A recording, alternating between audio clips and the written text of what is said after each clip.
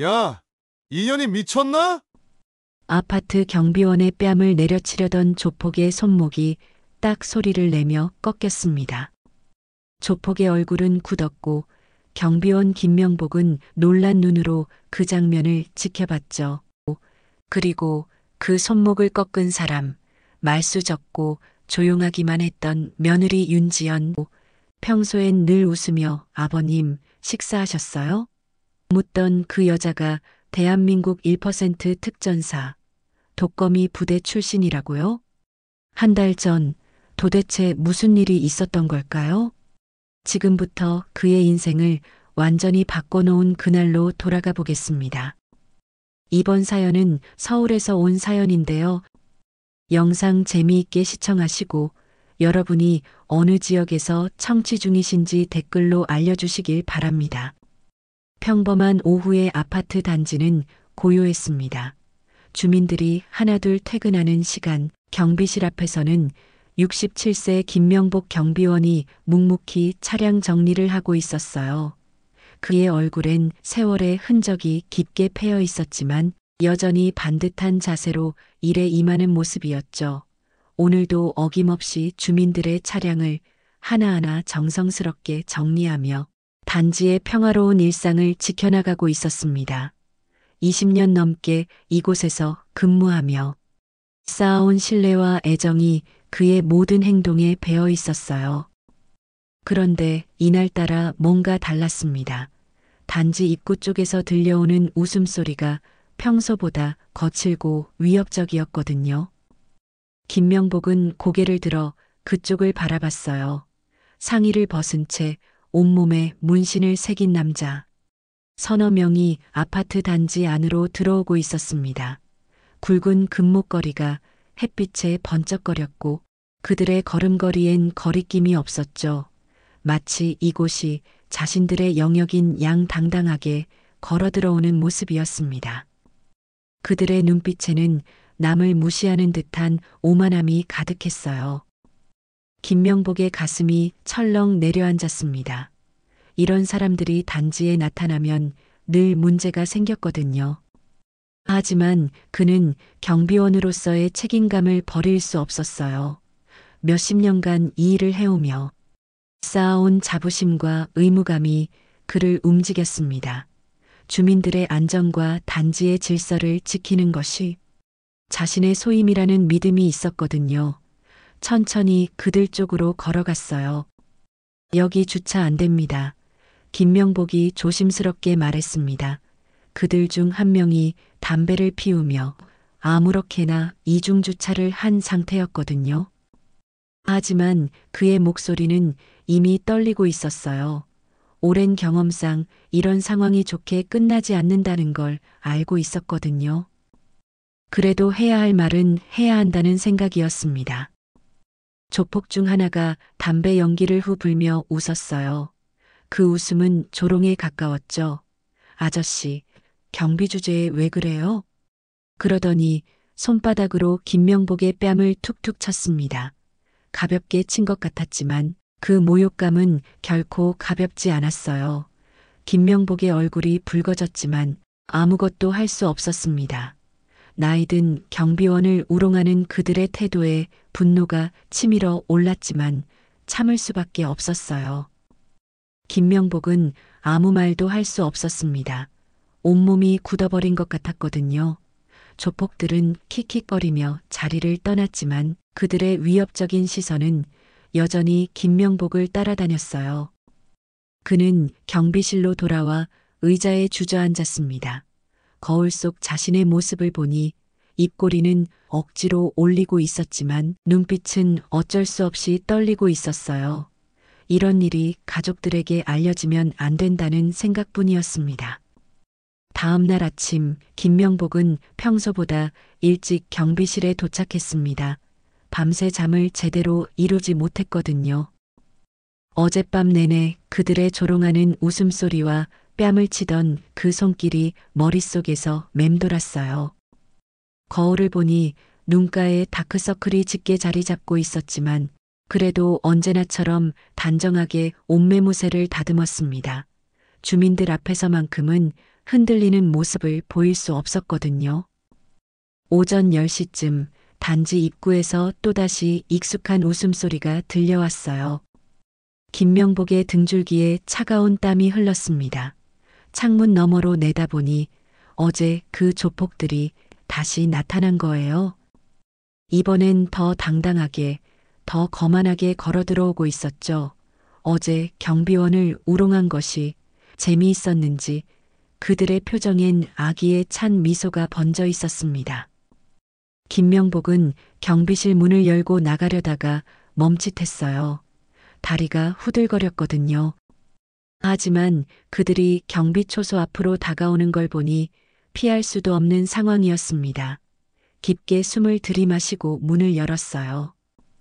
어제 그 할아버지네 조폭 중 한 명이 동료들을 향해 말했습니다. 그러더니 김명복을 향해 다가왔어요. 아저씨, 어제 우리 만자 들었어요? 비꼬는 듯한 톤이었죠. 김명복은 고개를 숙인 채 아무 말도 하지 못했습니다. 조폭들은 경비초소 주변을 빙빙 돌며 김명복을 에워쌌어요. 마치 사냥감을 노리는 야수들 같았습니다. 다음에 또 나대면 우리 방식대로 갑니다. 그중 리더 격으로 보이는 남자가 김명복의 어깨를 툭툭 치며 말했어요. 겉으로는 웃고 있었지만 그 눈빛엔 차가운 위협이 담겨 있었습니다. 김명복은 두 손을 모아 쥐고 벌벌 떨고 있었어요. 죄송합니다. 다시는 그러지 않겠습니다. 목소리도 제대로 나오지 않았죠. 67년을 살아오면서 이렇게 굴욕적인 순간은 처음이었습니다. 하지만 더 큰 화를 당하고 싶지 않았거든요. 조폭들은 만족스러운 듯 킥킥거리며 자리를 떠났습니다. 김명복은 한참 동안 그 자리에 서 있었어요. 온몸이 떨려서 움직일 수가 없었거든요. 경비실로 돌아온 후에도 손이 계속 떨렸습니다.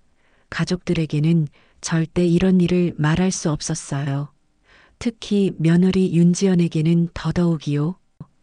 그녀 앞에서 이런 나약한 모습을 보이는 건 자존심이 허락하지 않았거든요. 하지만 이런 일이 언제까지 계속될지 그것이 가장 두려웠습니다.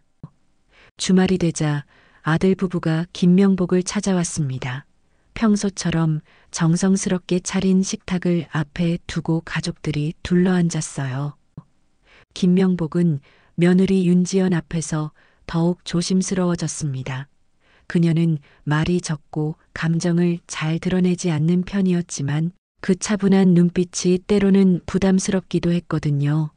특히 요즘 같은 상황에서는 더욱 그랬어요.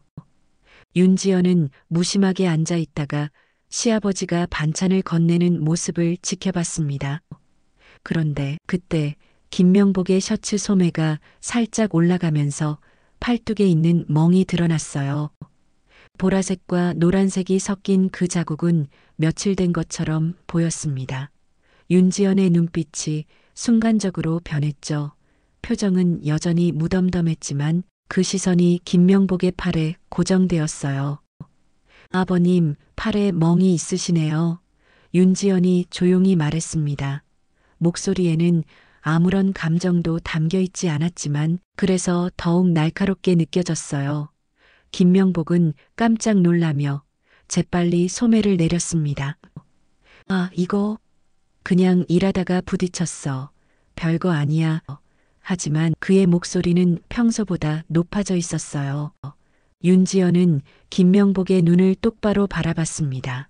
그 시선에는 무언가를 꿰뚫어 보는 듯한 날카로움이 있었어요. 정말 그런 거예요? 그녀가 다시 물었습니다. 이번엔 더욱 차분하고 단호한 목소리였죠. 김명복은 눈을 피하며 고개를 끄덕였지만 그 모습이 오히려 의심을 키웠어요. 무슨 일 있었어요? 윤지연이 직접적으로 물었습니다. 그녀의 시선은 여전히 김명복에게서 떠나지 않았어요. 마치 거짓말을 허용하지 않겠다는 듯한 강한 의지가 느껴졌습니다. 김명복은 말없이 고개를 저었지만 그의 손이 미세하게 떨리고 있는 걸 윤지연은 놓치지 않았어요. 아들이 중간에서 분위기를 바꿔보려 했지만 윤지연의 관심은 오직 시아버지에게만 집중되어 있었습니다. 그녀는 특전사 출신답게 사람의 미세한 변화를 읽는데 능숙했거든요. 김명복의 어색한 미소, 피하는 시선, 떨리는 손끝까지 모든 것이 그녀에게는 명확한 신호였어요. 아버님, 혹시 누가 아버님을 괴롭히나요? 윤지연이 더욱 직설적으로 물었습니다. 그 순간 김명복의 얼굴이 하얗게 질렸어요. 하지만 여전히 고개를 저으며 부인했습니다. 정말 아무것도 아니야. 걱정 마. 그러나 그의 목소리는 점점 작아지고 있었고 윤지연은 그 모든 것을 주의 깊게 관찰하고 있었어요. 무언가 심상치 않다는 확신이 그녀 마음속에 자리 잡기 시작했습니다. 그날 저녁 윤지연은 아들과 함께 집으로 돌아가는 대신 단지 근처에 머물렀습니다. 시아버지의 반응이 계속 신경 쓰였거든요. 특전사 시절 쌓인 직감이 무언가 잘못되었다고 경고하고 있었어요.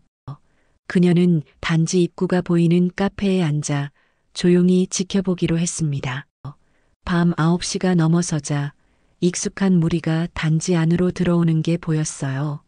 상의를 벗고 문신을 드러낸 남자들, 그들의 거만한 걸음걸이와 비웃는 표정이 윤지연의 눈에 들어왔습니다. 그 순간 모든 퍼즐이 맞춰졌어요. 시아버지 팔의 어색한 반응, 피하는 시선까지 모든 것이 설명되었습니다. 윤지연은 조용히 자리에서 일어났어요. 그녀의 표정은 여전히 무덤덤했지만 눈빛만큼은 차갑게 변해 있었습니다. 카페를 나와 단지 쪽으로 걸어갔죠. 그녀의 걸음은 소리 없이 빨랐고 마치 사냥에 나선 맹수처럼 조용했어요. 경비실 앞에서는 예상했던 장면이 펼쳐지고 있었습니다.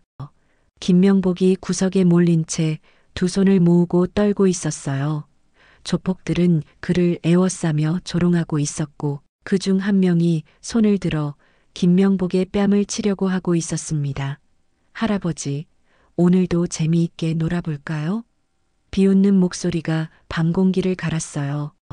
바로 그 순간 윤지연이 조용히 다가왔습니다. 그녀의 발걸음은 전혀 들리지 않았어요. 조폭이 김명복의 뺨을 치려던 그 손을 윤지연이 양손으로 낚아챘습니다. 그 손 놓으시죠. 그녀의 목소리는 낮고 차분했지만 그 안에는 얼음같이 차가운 경고가 담겨 있었어요. 딱 손목이 꺾이는 소리가 밤의 고요함을 깼습니다. 조폭의 얼굴이 순식간에 일그러졌어요. 고통과 당황이 뒤섞인 표정이었죠. 윤지연은 그의 손목을 꺾은 채 한치도 움직이지 않았습니다. 마치 돌조각처럼 견고하고 흔들림 없는 자세였어요. 인연이 미쳤나? 조폭이 소리쳤지만 윤지연의 표정은 변하지 않았습니다. 오히려 더욱 차가워 보였어요. 다른 조폭들은 갑작스러운 상황에 당황하며 뒤로 물러섰습니다. 이런 상황은 처음 겪어보는 거였거든요. 김명복은 구석에서 이 모든 상황을 지켜보며 손을 덜덜 떨고 있었어요. 며느리가 나타난 것도 놀라웠지만 그녀의 이런 모습은 더욱 충격적이었습니다. 평소에 말수적고 조용했던 윤지연이 이렇게 강한 사람이었다니 전혀 몰랐던 일이었어요. 하지만 동시에 마음 한구석에서는 안도감이 밀려왔습니다. 조폭들은 갑작스러운 상황에 완전히 당황했습니다. 손목이 꺾인 동료가 계속 비명을 지르고 있었지만 윤지연은 여전히 무표정으로 그를 제압하고 있었어요.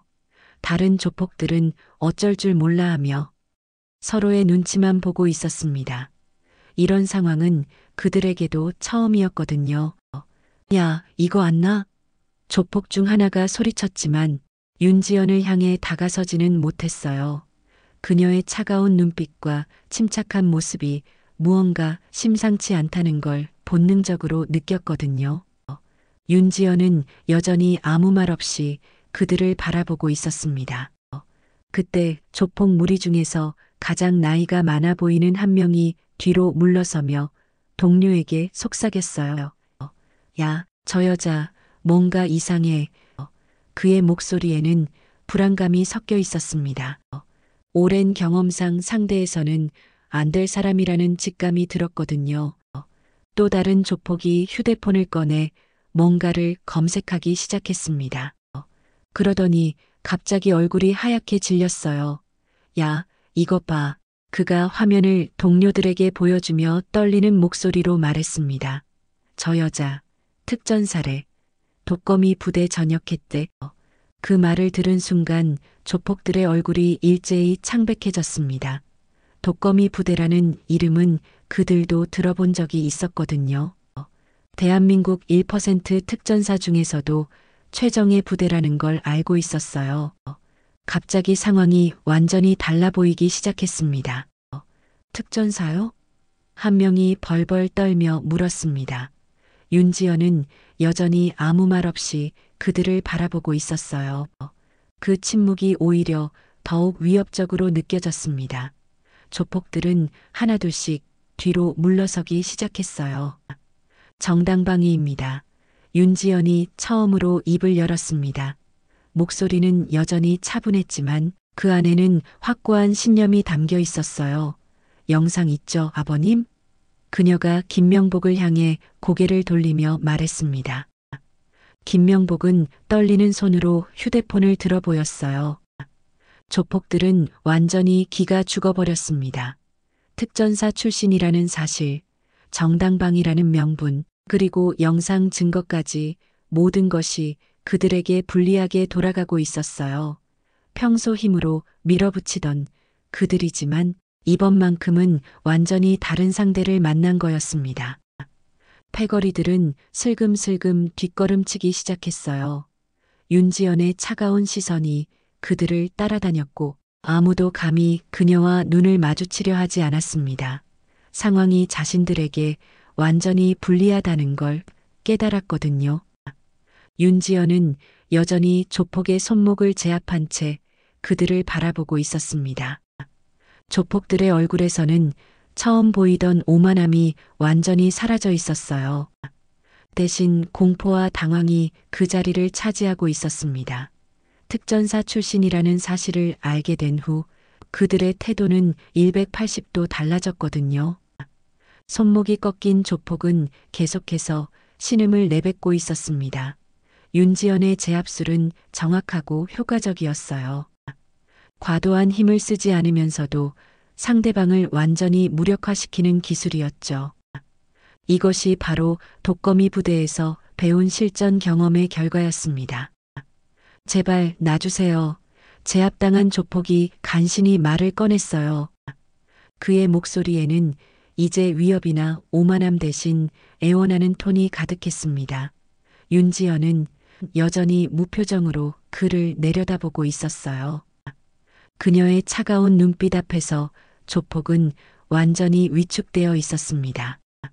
조폭 리더로 보이는 남자가 떨리는 목소리로 말했습니다. 죄송합니다. 정말 몰랐습니다. 그는 무릎을 꿇으며 손목을 부여잡고 있었어요. 평소 다른 사람들을 굽실거리게 만들던 그가 이제는 반대 상황에 놓인 거였죠. 진짜 몰랐어요. 특전사 출신인 줄 몰랐습니다. 다른 조폭들도 하나둘씩 고개를 숙이기 시작했어요. 그들이 평소 휘두르던 폭력과 위협이 진짜 전문가 앞에서는 아무것도 아니라는 걸 깨달았거든요.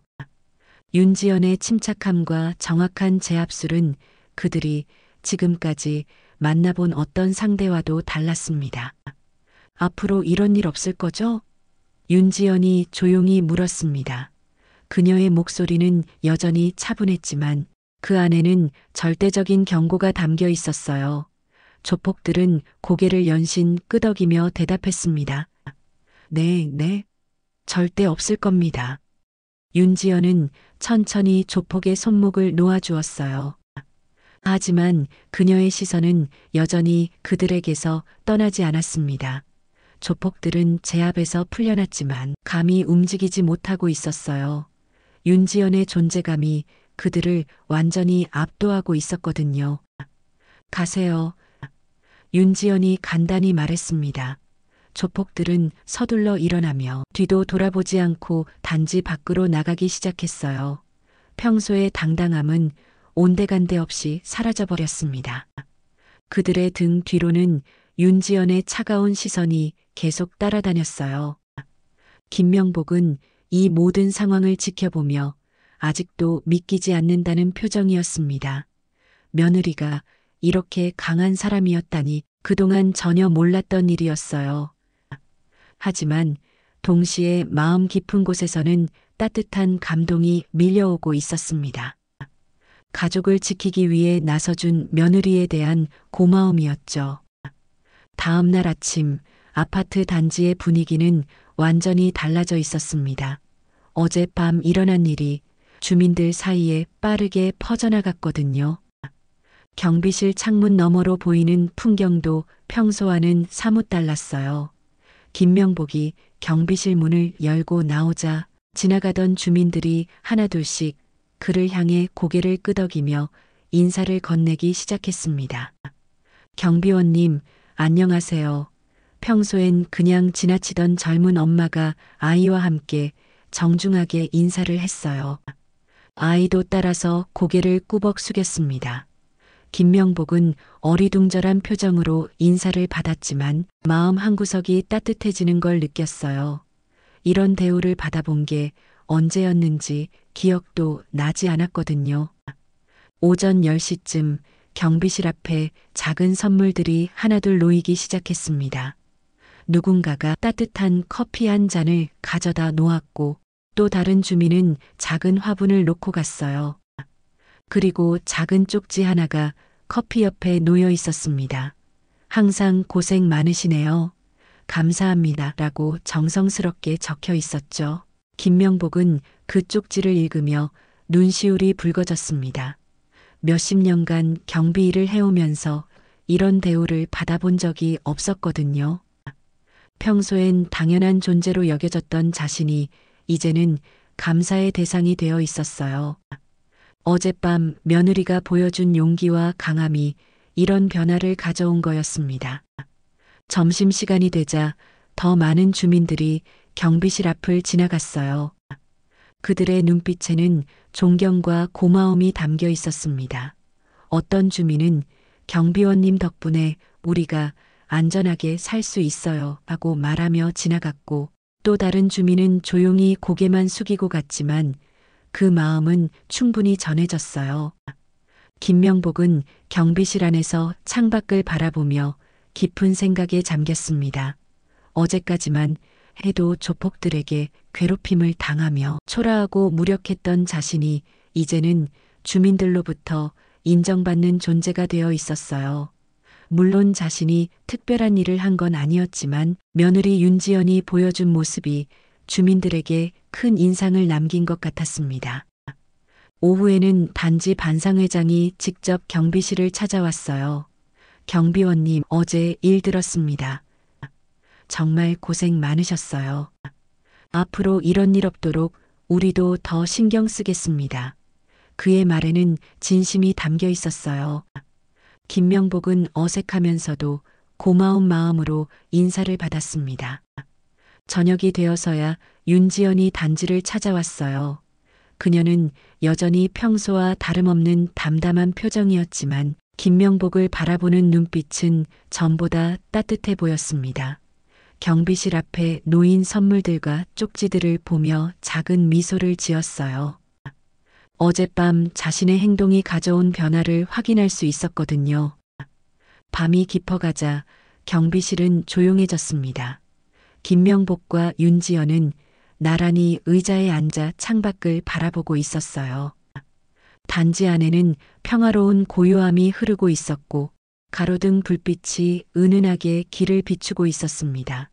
두 사람 사이에는 어젯밤 이후로 미묘한 변화가 생겨 있었어요. 김명복이 먼저 입을 열었습니다. 지연아, 그의 목소리는 평소보다 떨리고 있었어요. 그날 너 아니었으면 난 그냥 또 맞았을 거야.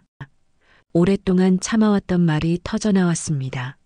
며느리 앞에서 이런 약한 모습을 보이는 게 부끄러웠지만 더 이상 숨길 수는 없었거든요. 윤지연은 시아버지를 조용히 바라봤습니다. 그녀의 눈빛에는 따뜻한 이해가 담겨 있었어요. 아버님이 잘못하신 게 아니에요. 그녀가 차분하게 말했습니다. 누구든 그런 상황에선 무서울 수밖에 없어요. 그게 정상이죠. 김명복의 눈시울이 붉어졌습니다. 며느리의 따뜻한 말 한마디가 그동안 쌓였던 모든 부끄러움과 자책감을 녹여주는 것 같았어요. 그런데 넌 어떻게 그렇게 강할 수 있었니? 그가 궁금해하며 물었습니다. 특전사 시절 배운 거예요. 윤지연이 담담하게 대답했습니다. 하지만 진짜 강함은 따로 있다고 생각해요. 아버님처럼 가족을 위해 묵묵히 견뎌내는 것, 그게 진짜 용기죠. 그녀의 말에는 진심 어린 존경이 담겨 있었어요. 김명복은 고개를 숙였습니다. 그날만 그런 게 아니었어.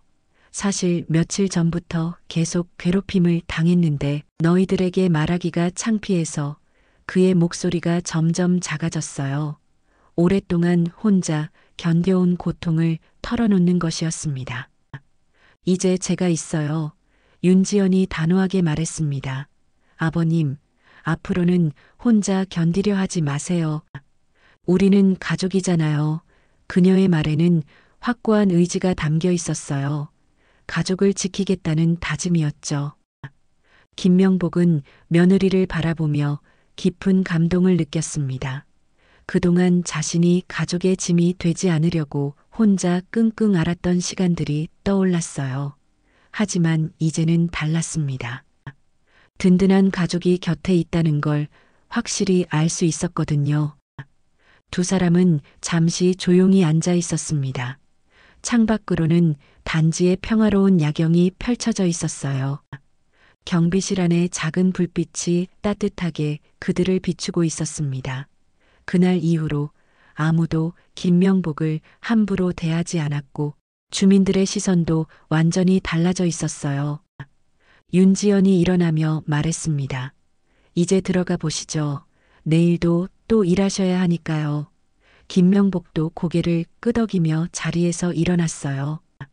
그의 얼굴에는 오랜만에 평안한 미소가 번져 있었습니다. 가족의 사랑과 보호 속에서 찾은 진정한 안식이었죠. 네, 오늘의 사연은 여기까지입니다. 서울에서 온 사연이었는데요. 재미있게 들으셨다면 여러분이 어느 지역에서 청취 중이신지 댓글로 알려주시길 바랍니다. 오늘도 행복한 하루 되세요.